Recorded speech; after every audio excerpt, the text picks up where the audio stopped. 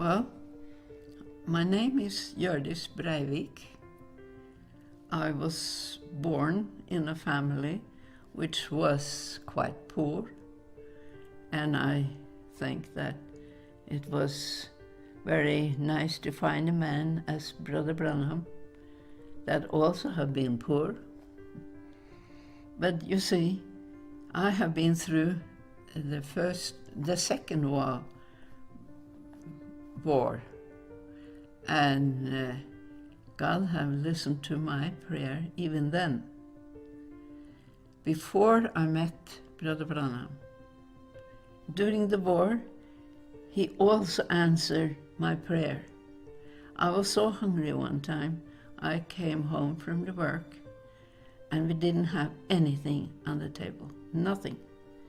No sugar, no bread, no milk. I didn't see the milk during the whole war. And I was coming from work, and I sat down on the chair, and I said, "Oh Lord, if you don't give me any food now, I'm going to die."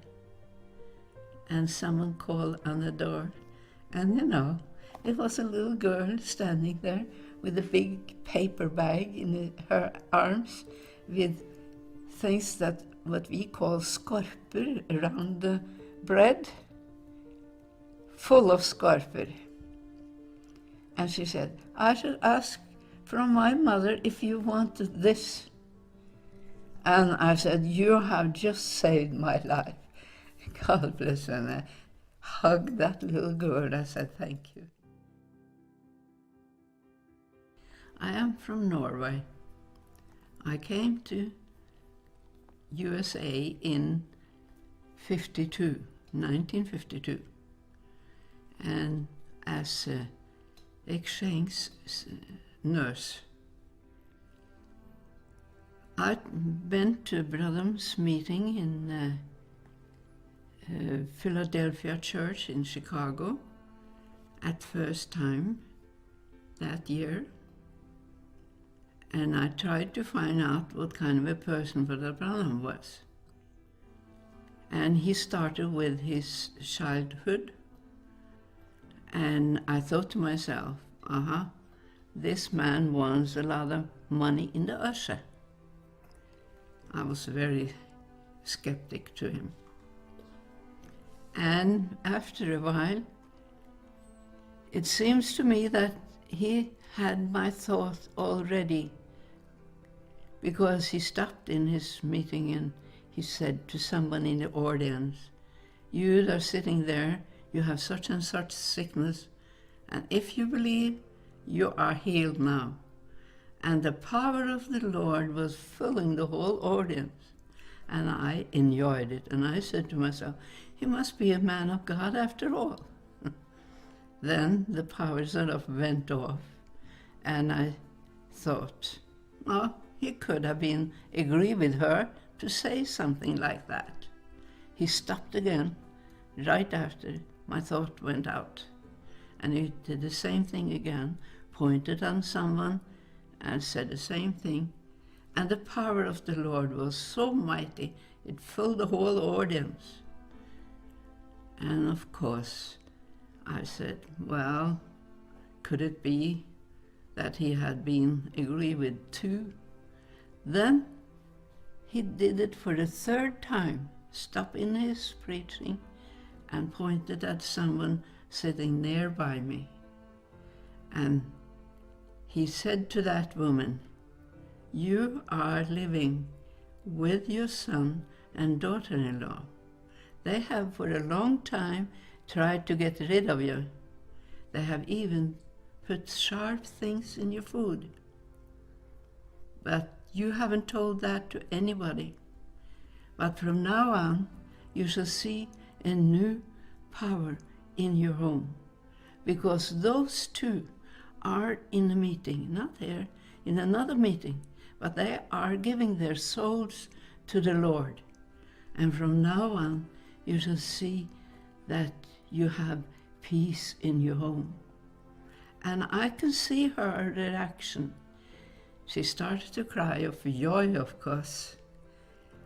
But then I said to myself, this man is a prophet for our time.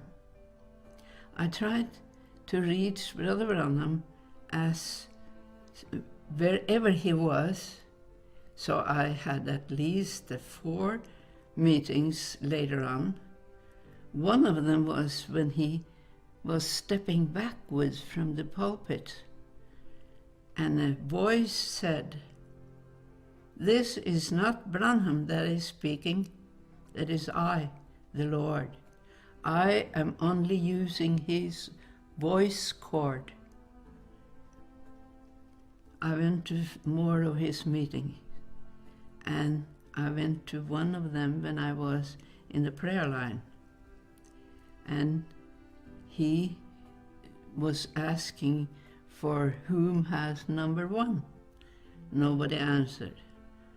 And then he said, then I had to say 25, 26, and 27. And 2 in the back of me stood up. So I had to look at my prayer card, and I had number 1. I didn't want to be number 1 because I knew I had to stand up there for quite a while before he started to pray for the sick. But I went up there and I said to the Lord, please let me not get so nervous. All the people in the audience is looking at me. And I felt I was surrounded by peace. After a while, he had spoken for at least a quarter of an hour while I was standing there. Then he said, look at her, how peaceful she stands there. And he said, now you can come forth, because now is the pillar of fire here. And as I came forth, he started to speak about how and why I was at the prayer line. And I hadn't told him anything in the head of the time.